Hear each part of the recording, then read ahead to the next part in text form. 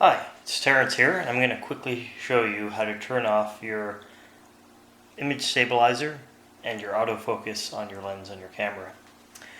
This is a Canon 5D Mark II with the standard 24 to 105 lens that it often comes with. The process I'm going to use here is going to be the same as pretty much any Canon lens and similar to a lot of other brands like Nikon as well. It's pretty straightforward. There's going to be two switches on your lens: stabilizer on off and autofocus / manual focus, AF/MF. Turning your stabilizer off will shut off the mechanism in the lens which is used to stabilize your picture and there's movement in your camera.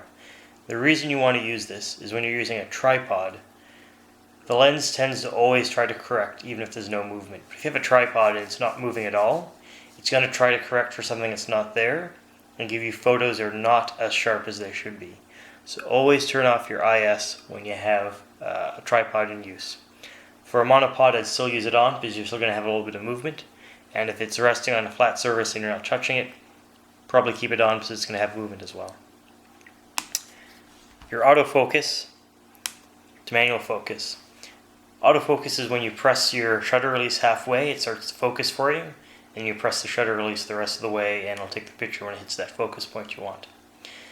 Turning that off should really be used in situations where you're going to have trouble with your autofocus. It's not going to be able to detect what you're trying to focus on. That's typically an issue when a situation is fairly dark lighting conditions, or potentially if you're doing portrait photography and you want to get right on the eyes, perfect crisp shot on the eyes. Focus it manually, get it on the spot you want, and if you have autofocus it might keep on shifting from eyes to the nose to some other part of the body, which will throw off what you're trying to do.